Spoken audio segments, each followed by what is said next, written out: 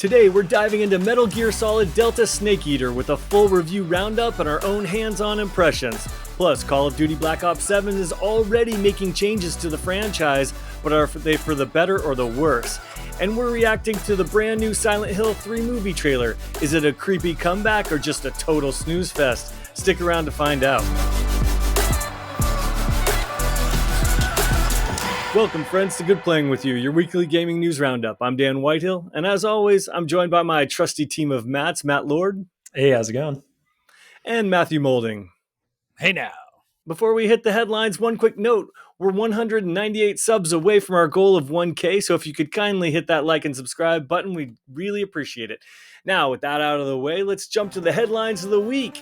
First up, we're all super psyched. Metal Gear is finally out, but does it live up to the hype? Molding, you have the story. Yeah, Metal Gear Solid Delta Snake Eater released this week to what seemed to be very little fanfare, in my opinion. But does that mean that it's a fail? Well, not necessarily if you go by the review scores. It's currently rocking an 87 on OpenCritic and an 85 on Metacritic. Here's what some of the reviews had to say. Destructoid gave it a 95, writing, MGS Delta is a must-play for series veterans and newcomers alike. With it, Konami has taken one of gaming's greatest achievements and respectfully recreated it with little interference other than gorgeous new visuals and a modern-day control scheme to make it more accessible to everyone. Game Informer, welcome back, rated it a 90, saying Metal Gear Solid 3 didn't necessarily need a remake, but now that it's here, I'm not sure I will ever be able to go back to the original versions. That's the best thing you can hear about a remake. And finally, IGN gave it an 8 out of 10, so essentially an 80. Michael Higham writes, while much of what I loved about Snake Eater is attached to the time and place of a boundary-pushing PS2 game in 2004, revisiting it through Metal Gear Solid Delta in 2025 came with a big burst of modernized nostalgia. Part of me is still curious about why this was made if it wasn't going to come with more substantial changes outside of big visual upgrades. Kojima and the original team may not have been involved in this remake, but the spirit of Snake Eater persists. So boys, what do you think? Is Snake Eater on your list to ring in fall along with your pumpkin spice lattes, or would you rather just hide in your cardboard box until winter?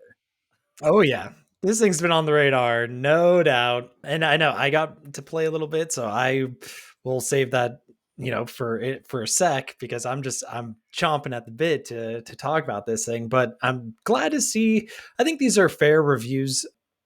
This is a very faithful remake. It stayed very true to the formula. So I think they hit it on the head there. And I think I think those are fair reviews. Like, I mean, it's a masterpiece of a game. So, it doesn't stray too far from that path. So it's good stuff.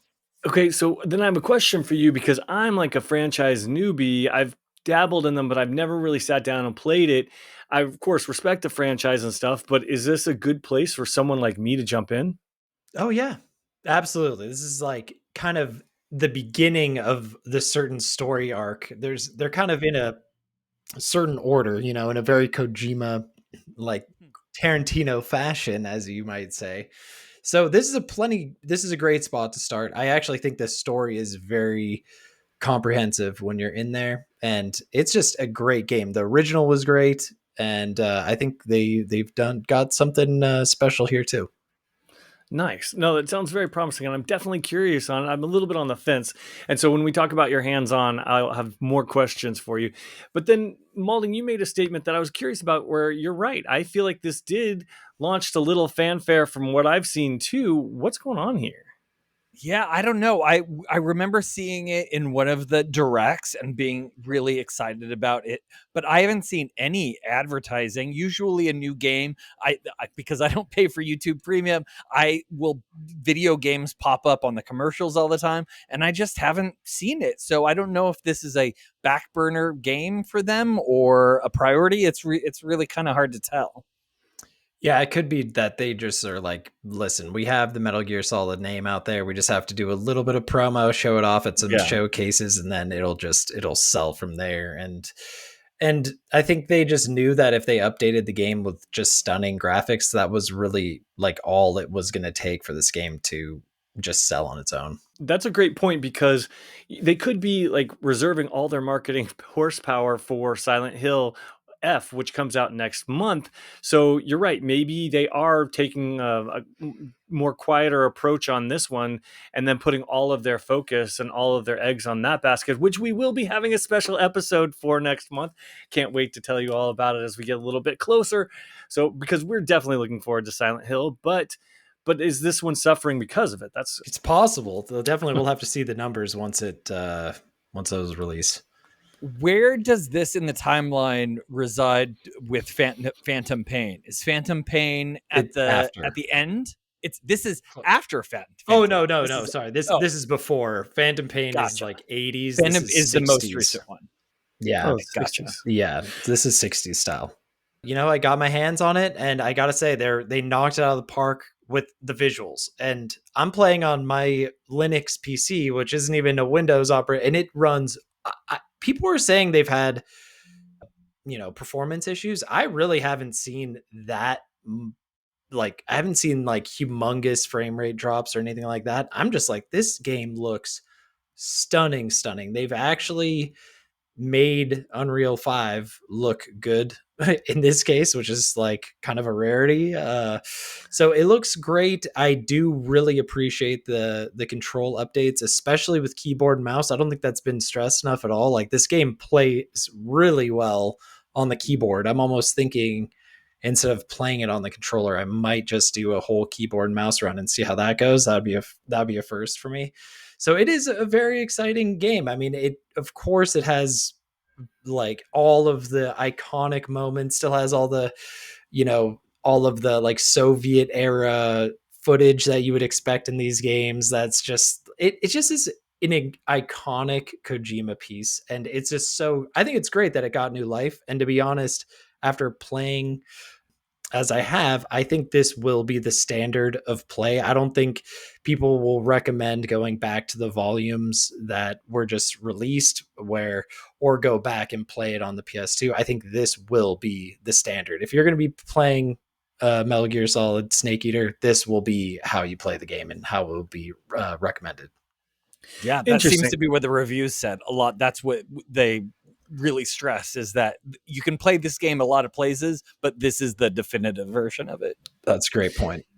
Does it have modern conveniences, or are there like wonky save areas or all that old stuff like that? No, you can save. How you do it is you use like a codec call, and then you can save wherever. Speaking of just controls, there's a lot more like just getting quick access to some of these codecs or camouflage or just your like equipment. It's way easier, just a lot more shortcuts, and it feels very modernized, which is great. I didn't think they were going to do anything with that, but no, it's much appreciated. That's awesome. I look forward to playing it then, because my interest is definitely peaked on this one. I love espionage games, hiding in stuff and sneaking up behind people, and I really do love those types. And this one has the best. I've said this before on the show, but the camouflage that you do in this game is so much fun. You'll change into different outfits depending on the environment, and you sneak better. It's amazing. It's a great game. Fun. Nice. Oh, that's great. Yeah, it sounds like they made some great changes. And speaking of changes, we've got some huge ones coming to Call of Duty Black Ops 7. But before we get that, let's talk about some Instant Riot. Molding? As always, this week's episode is brought to you by our friends at Instant Riot. Instant Riot is the clothing brand for gamers, pop culture enthusiasts, and everyone in between, and they just so happen to be the official partner for Good Playing With You merch. Go to instantriot.com and enter code FIRSTRIOT for 10% off your first order. A big thank you to our friends over there. Thank you. Thank you. All right, Lord, you were talking Call of Duty changes, and some of these might be music to Molding's ears. Why don't you take it away and tell us all about it? That's exactly what I thought when I was pulling up this piece. I was like, Molding's going to be stoked on this one. So this comes from the Call of Duty community update from August 2025. And here is what they have to say. So we know there's been a lot of conversation recently about the identity of Call of Duty. Some of you have said we've drifted from what made Call of Duty unique in the first place: immersive, intense, visceral, and in many ways grounded. That feedback hits home and we take it seriously. We hear you. Operators, operator skins, and weapons from Black Ops 6 will no longer carry forward in Black Ops 7. Black Ops 7 needs to feel authentic to Call of Duty in its setting. That is why Black Ops 6 operator and weapon content will not carry forward to Black Ops 7. Double XP tokens and gobble gums will still carry forward because we recognize your time and progression are important. Well, thank you. This change applies only to Black Ops 7. Call of Duty Warzone is not affected, and all of your Black Ops 6 content stays usable there. So, this is an interesting one. I know there's been a lot of discussion surrounding Battlefield and how they're staying very authentic to the mil sim type of setting. Like, how scared is Call of Duty right now of the monster that is the looming Battlefield 6? What do you guys think? Music to my ears. Oh my gosh, that makes me so happy. I feel like a yo-yo with this game because I was really high when we first saw that very first trailer with Hottie Milo showing up as being the main character. And then this last trailer, I didn't really care too much. It seemed a little crazy. But then they came out with this news and it just makes me so happy. They're threading that needle really well with, okay, the main game is going to be mill shooter. It's sci-fi, so there's going to be a little bit of that heightened reality aspect of it, which is totally fine. But you're not going to be running around with a bong as a gun or as Nicki Minaj or any of that stuff. That is so good. But you can still play with that ridiculousness in the battle royale, which I think is really just the perfect, like I said, threading the needle. However, man, I would be so angry if I spent a bunch of money on skins and then they don't roll over just a year later. I'd be so curious, like what some of these whales spent on that stuff to just have that be non-existent anymore. Well, We except in we battle need a royale. leak. We need a leak Yeah. on that sort of data, Well, you please. kind of like hit the nail on the head in terms of what I was thinking. I know you're super pumped for this, but what this really sounds like to me is that they are having their cake and eating it too. They Yeah. are discontinuing skins. So guess what? That doesn't mean they're not going to be selling skins in Black Ops 7. They're going to be selling more realistic ones and cool ones and different camo ones and that sort of stuff. So there's tons of microtransactions for whales to continue buying stuff. It's just the stuff that they had previously is only going to be working in part 6 and the Warzone, which is the best case scenario for them because now they really can double dip. They've got a fresh new store that they can launch for 7, and then they can sell more Cardi B and all of that crazy in Warzone. Man, I think they're playing it pretty smart financially. It sounds like they're double dipping on both ends. Yeah, especially with Battlefield kind of hanging out back there and talking it up. They've made it very public that Yeah. they're like, we want this to be very authentic. Don't worry, we won't have the Beavis and Butthead characters running around here. I mean, at the same time, depending on how Battlefield does and the reaction to that gameplay, I do wonder if maybe, I mean, no, this could be like a seriously high risk move for them. But if they remove skins from Warzone as well, maybe they do like a wipe of some sort and they go back super authentic. I know Warzone's a little more lax. No way. You don't think so? Oh my god, the people would riot. They'd be No, like but, freaking out. I They mean, would they get kind their of did. pitchforks and stuff. If they paid for it, they don't want to lose that money. And they're like, Yeah. it's a battle royale, kind of like Fortnite. We should be able to do that, you That's know? true. That's true. Yeah, no, they did like sort of a wipe, not fully, but it's like I would. That's okay. Maybe that won't happen. I'll just take that one back. But hey, to be honest, I'm with you, Malding. I was on the fence about this, and hearing this is nice to hear. I'm stoked because I loved. I've said this a million times before. Modern Warfare 2019, such a goat game. It had all the authentic skins that we loved. And so if this one goes back to any sort of semblance of that, I'm going to be happy. Yeah, absolutely. God, I would love to know if this was a decision that they made before the beta, the Battlefield beta, or after the Battlefield beta. I mean, I'm guessing Yeah. it happened before. They were probably planning on this. I think they got a lot of pushback for some of that ridiculous stuff that they did in the last one. So I'm sure this probably was on the plan, but God, I'd love For to know sure. for sure. I think it was too. And they're like, oh man, how do we not make the skins roll over and not have people freak out? And then everyone's like, we want authenticity. And they're like, sweet, we're giving you authenticity. We're not letting the skins roll. They got so lucky with what it could have been a PR disaster. And just the public sentiment was going, oh man, they're so Yeah. lucky is all I They have to say. did luck out. Yeah. Gosh, like Battlefield practically played that hand for them. If Totally. depending, like they owe Battlefield a big thanks. Agreed. Agreed. Well, I think Battlefield owes Call of Duty a big thanks too, because the Call of Duty was first. I'm pretty That's sure in the timeline of games. So Yeah. Oh, true. For sure. Well, speaking of franchises making changes, let's talk Silent Hill real quick because I'm super pumped for this. I don't know if our audience got a chance to see the trailer, but we'll play it in the B-roll on our YouTube. If not, you can find it on our YouTube, which all other trailers. But this is a new trailer just dropped for Silent Hill 3. And what's awesome is it is essentially the telling of the video game story from Silent Hill 2, which everyone loves. So it's directed by Christoph Gans, who helmed the original 2006 movie, and he didn't do the sequel. The film stars Jeremy Irvine as James Sutherland and Hannah Emily Anderson as Mary. Fans will recognize the story immediately as James is drawn back to the eerie town after receiving a letter from his late wife, setting up encounters with iconic monsters like Pyramid Head, the nurses, and, well, everybody else. The film is slated to hit theaters on January 23rd. So with this little teaser trailer hitting the net this week, what'd you guys think? Are you in? Are you out? Are you pumped? I'm so in. You guys knew I was going to be in. I was so stoked seeing this teaser. I thought it looked really cool. Like, it starts with him like yakking up some water and walking around, and crazy things are kind of reminiscent of like an alien, like the tentacle things flopping around. That I was like, this is sort of alien face hugger ish. And then of course it kind of ends with the big standoff between Pyramid Head.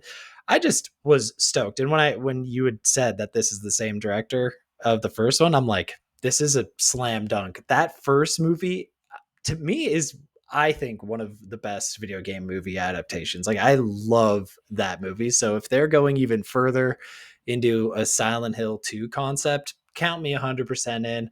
I'll go to the movie theater. I'll buy it at home. Whatever we want to do, I'm there, boys. Nice. As soon as I saw that thick fog, I knew that they were, so whoever was handling this was handling it well. Most of my interaction with Pyramid Head is through Dead by Daylight, and if that Pyramid Head looked exactly like everything I've ever experienced with Dead by Daylight, so they nailed that, and I'm just so very happy it's not an Uwe Boll movie. Yeah. Dang it, Good Uwe point. Boll. It's interesting that it's made by like a Cineverse type. I think they were behind like the Terrifier and stuff too. And so, they have a pretty good track record right now. And so I'm thinking I think they could knock this one out. I thought it was definitely a surprising teaser for this week. I don't know, Dan, what do you think about this one? I agree. No, I'm middle of the road hyped. I want to believe. I want it to be great. So, of course, I'm super pumped that they picked the story from Silent Hill 2. I mean, it's just iconic. It's the best story. We all grew up with it. It was so amazing. But when I look at it, I didn't recognize him. Like, he didn't exactly look like him. And then I got to be honest with you, Lord, I know I borrowed the DVD from you of the Silent Hill 1, but man, oh man, that movie was such a snooze fest because all they did is walk around for the first half of the movie, and I was just waiting for something to happen, and I shut it off. And then I gave it back to you, and you're like, oh, it's about to get good. I can't believe you turned it off, blah, blah, blah. I'm a little stunned. Blah, blah, blah. I'm a little stunned. That is such a banger. I can't believe that you only saw the walking around bits. There's so much more to it. Oh, and so if this is another situation where he's walking around forever, oh man, I don't know if I can get behind it. And then the other thing is, these movies rely so much on CGI, like so much, like too much, that nothing really looks believable to me. I can't really get into that world if it looks so fake. So I'm gonna need to see more. Of course, from nostalgia purposes, I'll see it, of course. But day one in the theaters, I don't know if I'm quite there because that CGI just has me a little bit concerned. Dan, you have seen much worse day one in the theaters than this. I'm sure you'll be just fine. Yeah, that's so true. But And I like gory, horrible movies, and this is not like a gory. This is like real Blumhouse. Did it pop out what it was rated? I don't think it did in the thing. It's I think it's probably early. PG-13. Yeah, it's probably too Oh. early for it to be rated. I'd be really sad if it was PG-13, to be honest. Yeah, The it first probably one was will R. be. And I'm with you, Dan. I don't know fully about the lead. Like, he didn't give me he looked like a rocker. They gave me like who was the host of Ink Masters? Like, he's that guy, you know. It's just it seemed like a bit of a strange fit, because when I think of James, I just think of like normal like house dad type of guy. Like, he just gave like a rocker type. So I that know might it be was the mix. it was weird. So I was like, "Who is this guy?" And so I looked him up. He's been in like a zillion movies. He was like a model. He was like ridiculously good looking. Yeah. And then I'm like, "Well, did they just put the wrong wig on him? Like maybe the props department got the wrong wig." And that's essentially where I landed. Is that I'm sure he's handsome and can be heroic and all that sort of stuff, but they've got the wrong wig, and he's going to be great. That's but it is the wrong wig. That is the one thing that could hold it back. We'll have to see. We'll have to put his acting prowess to the test. Agreed. And then I'm curious, like with all of the extra characters that James runs into, like the little girl and the old lady and the fat guy, like are they all in this as well? And how do they are they going to make more sense of it? And then and then I can't wait to see the ending, of course. Yeah, it's really tough to say. I don't know. I hope they stay very true. Like, I don't want them to make it their own or whatever. Like, let's just do the game, please. Like, love to see that. We want to play it. I definitely want to play it now. Malding, get in there. I know. And who knows, they may take a crazy left and do one of the alternate endings, like wasn't there the dog alien? The dog operator. Yeah, that would be crazy. I would love that, actually. I'd be like, okay, they've lost it. I'm in. I know. Malding, right? You're like, what the hell? Yeah, I don't know.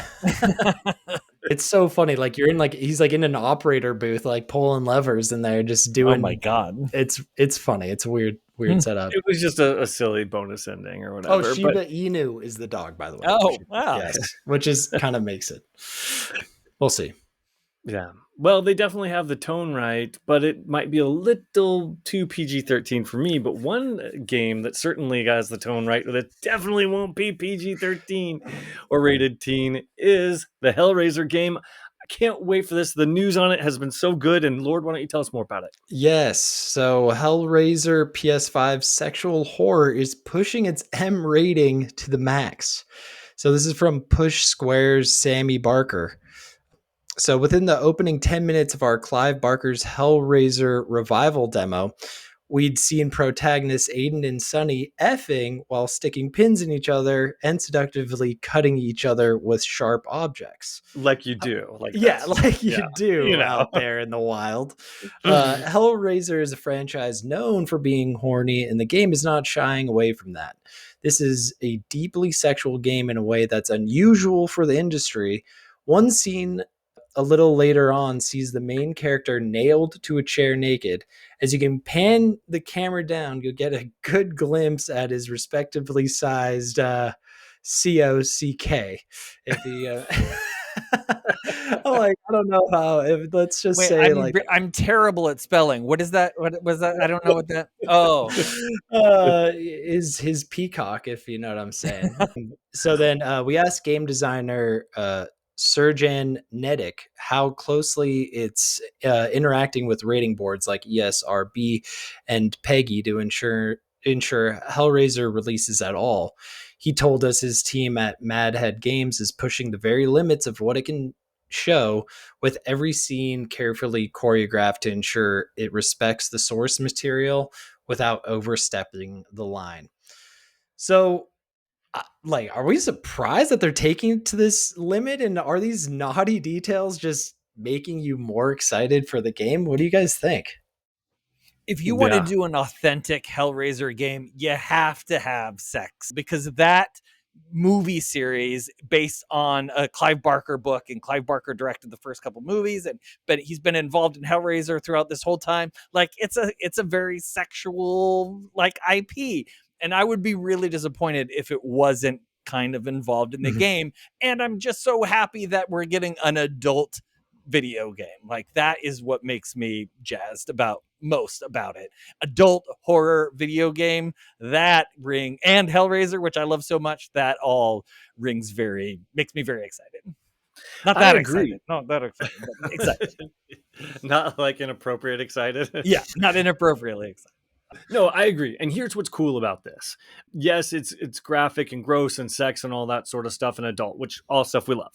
But what's cool is it's not a Souls-like. They are charting their own path. It's not an asymmetrical horror game. They are doing their own thing here. They're like, okay, we're going to do single player, we're going to do horror, and we're going to push it to the max, which is so vastly different than everything else out there on the market. And I am hungry for a new experience, and I want something wild. I want something controversial. And this seems to be able to scratch that itch for me. And I'm really excited to see what can they get away with now. It's going to be so fun to be able to play this game when it releases. And I have a feeling a lot of streamers are going to jump on this game as well, because a lot of people are going to be curious. And man, I hope that they are able to mark these as like 18 plus, because kids are going to see some gross stuff. But it is really fun. Look, the Hulu movie where they tried to reboot the franchise was pretty good, but man, oh man, they talked like crazy. And I know we're one to talk, but really, but Pinhead isn't supposed to be saying that much. And this looks like it nails more of the tone and the atmosphere than the Hulu movie ever did. And I got more excited out of that trailer than the Hulu movie. So I can't wait for it. Yeah, and things that were said in the article that like I kind of plucked the more like horny pieces, which I felt like, but they were saying how you nailed it, Dan. Like, they talked about different aspects of the game and how it sounded like intense chase scenes between the Xenobites, and I was just like, this sounds scary. Xenobites, sorry, Xenobites. Xenomorphs are aliens. Maybe that's it, where you mixed them up. Watching too much Aliens, and I'm just having a brain. Yeah, it just seems really. It seems like a really cool game, and I think they are taking it and making it their own. And yes, like, I am happy that it's not like some Soulsborne or just your average, first person horror game. It sounds really cool. And to be honest, when it comes to going full adult, it just is interesting that they're like, towing that line of like, we're not like getting in trouble with the review boards, like we're just sticking with the authentic source material. And that's totally giving them free reign on how they're going to make this game. So I think this is definitely one that I'm like, this is something, my daughter definitely has to be has to be out of town while I'm playing it, but like, can't be in the same state. We cannot be in the same state during this thing, but like, it's definitely a game that is on my radar, and I'm definitely more excited for it to see what the limits they push with this one. Seems cool. I agree, but it does seem that they're not going to be completely reinventing the wheel. One of the previews I saw something on said it was very close to like a Resident Evil. And so I'm fine with that. That's music to my ears. I mean, that's what I love, is that kind of horror experience. And if they are taking Resident Evil and kicking it up a notch and making it more disgusting and more horny, then I'm all for it. Yeah. No, that'd be cool, because like taking, that first person's perspective when Resident Evil 7 came out was so scary. And so good. If they do something like that with this, I'll be definitely terrorized, for sure. It may make me a horror game fan. May turn the corner. I'm so surprised you're not on board. It just really, only shocks me a little bit. They're always too slow. They're just too like slow. No, the modern ones are more shootery and fun. You have to give it a chance. I'm telling you. It's good stuff. Maybe. Well, let's talk on the other side of the spectrum. Happy and joy with Nintendo, or not so happy and joy. This story might be. Nintendo reportedly almost quote unquote discouraging Switch 2 development as studios told to launch games on Switch 1 and rely on backwards compatibility instead. Now, I have theories on this one, so let me just give you guys the story, and then I want to know what you think, because I definitely have theories as well. A new report from IGN highlights growing frustration among developers over Nintendo's handling the Switch 2. According to Digital Foundry's video on their YouTube channel, Nintendo has been restricting access to Switch 2 dev kits, telling many studios to simply release their games on Switch 1 and count on backwards compatibility. This has left even major AAA developers unable to create Switch 2 native versions, while some smaller indie teams, like the creators of Chillin' by the Fire, a campfire hangout sim, have been given access because their game uses unique Switch 2 camera features. The lack of transparency around who gets hardware has sparked confusion, with developers at Gamescom saying they're eager to build for Switch 2 but can't get the hardware. Analysts suggest the strategy may be temporary, but so far there's been only a trickle of official Switch 2 edition releases, leaving many wondering why Nintendo seems to be slowing down development for its very own next-gen console. So what do you guys think's going on here? This reads to me as hubris coming from old Nintendo. They're like, you're going to develop for what we want you to develop, and you're going to like it. And I think that is stupid. How did they not learn this lesson from Xbox, having two different versions of Xbox, one a little bit less powered, and you have to develop for that less powered machine? That feels like what they're doing here. I can't believe they don't even have a machine that's up to the standards of the other consoles. So why would they have them develop for a lesser console? I don't understand it at all. The only thing I could think of is maybe they're trying to turn the Switch 2 and just into a first party machine. Like, they don't want to have any third party content on there. They're just going to have their Marios and their Luigis and their Yoshis just running around, and their Samuses, and they're just going to have a very select, select third party games on this machine, like a Cyberpunk. And this seems so strange to me. Like, I've never heard of something like this, and I don't know why I feel frustration over here.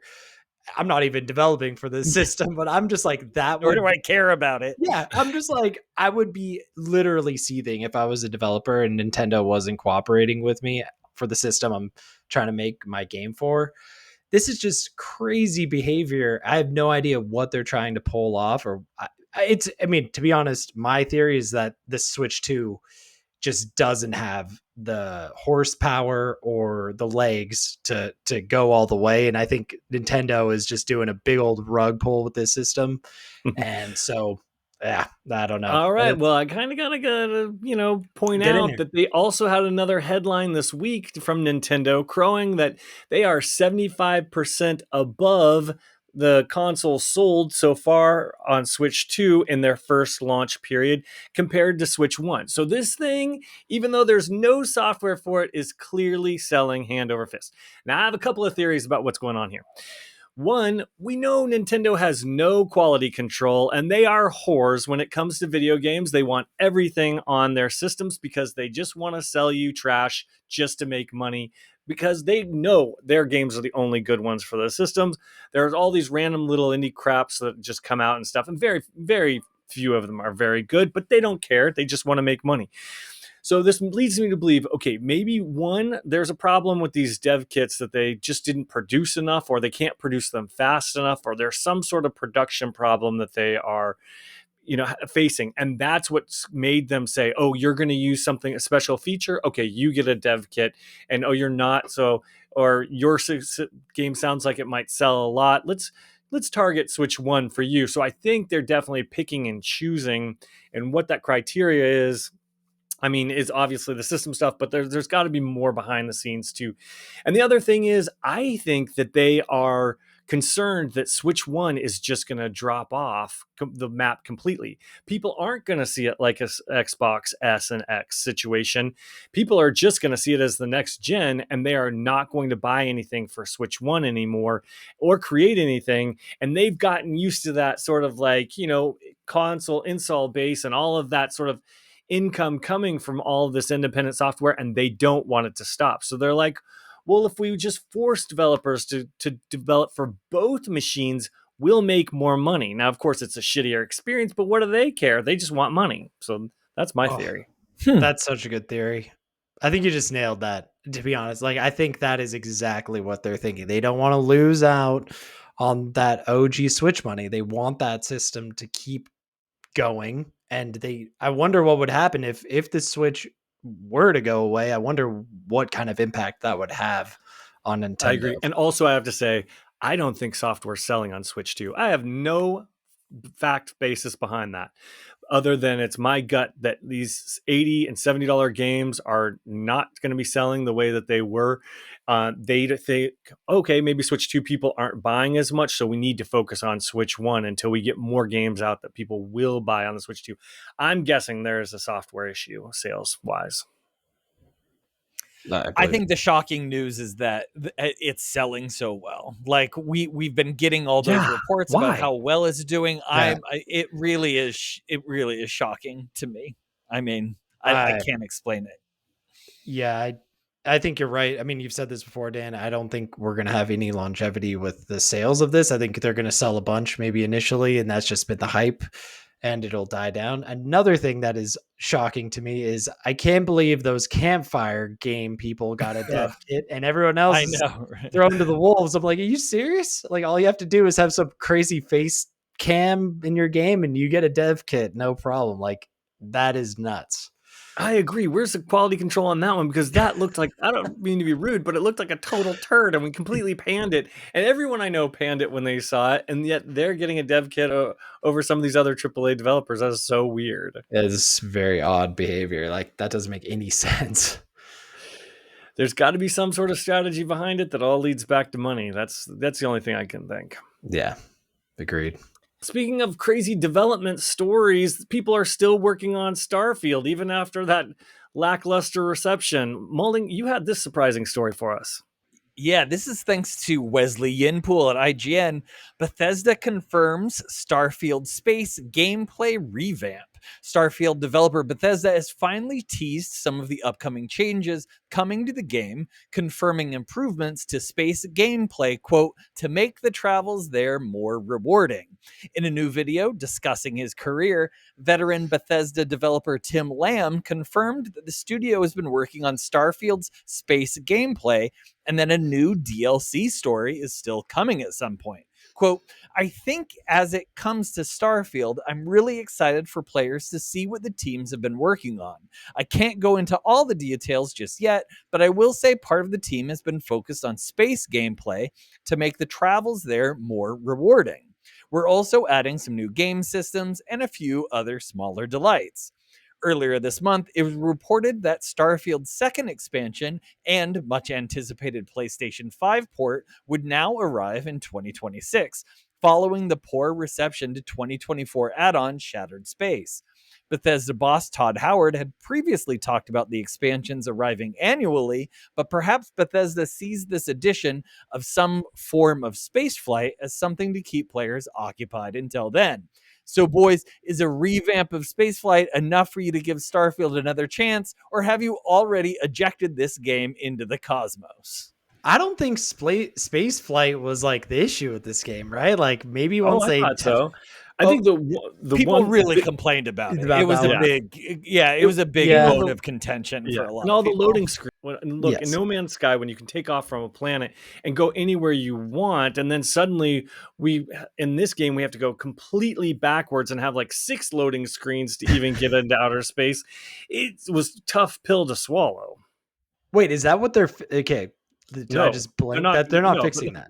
No, they're not. They're saying they're fixing other stuff, but I'm saying that is the fundamental issue Oh I yeah, have with the game, is that totally. the space travel is no fun whatsoever. I hate all the loading screens, and they're going to be doing little piddly things here and there, maybe UI change or maybe this, but you still got the core issue of all of those loading screens and the lack of freedom and movement in that world that really is what killed it for me. They must still be able to make a buck on this game, because I cannot believe they're still trying to salvage this thing. Like, just give it up, just move on to the next one. Put all your eggs into the Elder Scrolls basket at this point, and I just let agree. this take this thing behind the barn and blast it Yeah. with that slug shotgun you got, and that's just, we're done. So Give it the not Lassie treat. Give it the Cujo treatment. yeah. And on top of that, I played this game on my Series S, and I was just like, the performance was pretty lacking. So there was like, I couldn't even get to the point where I was getting nauseated by the loading screens. I was like, this game, I just had to put it down. It was done. I agree.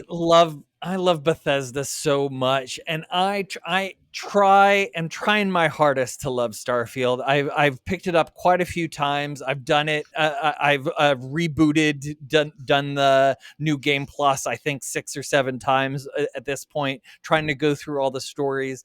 My last attempt was trying to go through Shattered Space, and it's almost like they were trying to make people not like this game. It is a hard game to enjoy.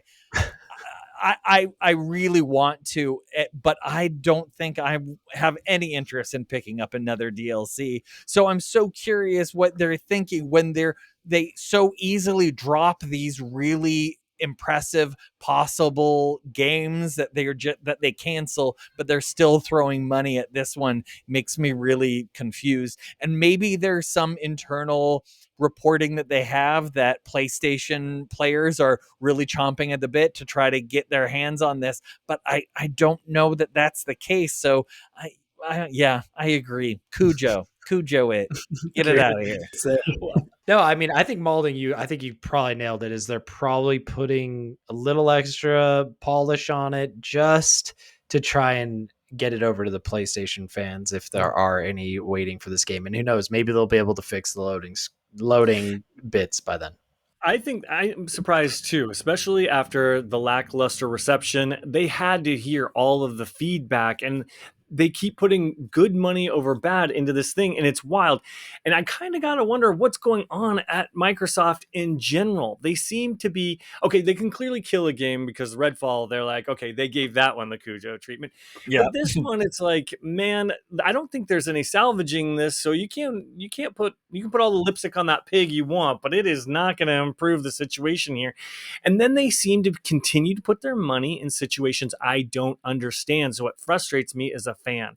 I don't want to be a total dick, but 343 clearly cannot make a Halo game to save their lives. They have trashed the flagship franchise, and yet the Halo has not been removed from them. Then you've got games like Sea of Thieves. You gotta wonder how many people are playing on that one. And then Grounded 2, I gotta be honest with you, I tried it out. I can't get into that game either.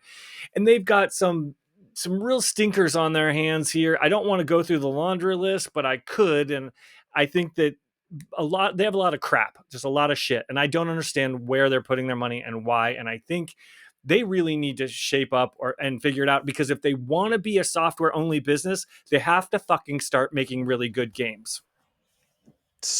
Preach. Agreed. Just look at Gears of War this week. It launched buggy as fuck, and it was crashing on people.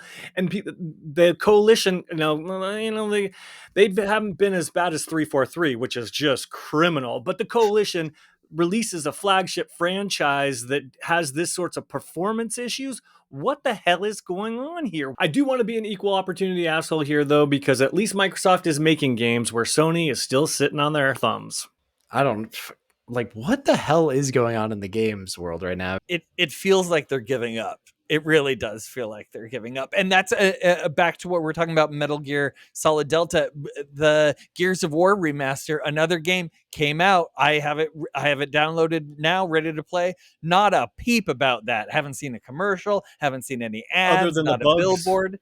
Other than the bugs. Yeah, just nothing about that game. I feel like I've seen less about the Gears of War Yeah. than I had Metal Gear. Agreed. Like that Yeah. game had like freaking crickets going on. I could not believe that drop. I was like, how, like, this is nuts. So I am with you. Maybe they're just over there trying to save their jobs, or like, let's just do anything we can. Like, we want to do some Starfield space stuff. Like, let's get that going. We don't want to lose our jobs today. Like, let's just hit the ground running. Like, I don't know. Like, it doesn't seem like it makes sense what they're doing. So Dan, I'm with you on that. It definitely sounds like it's time to wrap Starfield up, if you ask me. But speaking of wrapping things up, that's pretty much it for everything we've got this week. If you're watching on YouTube, please like and subscribe. And if you're listening on a podcast, please tell 198 friends. And on behalf of Matthew Maulding, Matt Lord, and myself, Dan Whitehill, thanks for joining us. And as always, good playing with you. Good playing with you. Good play with you.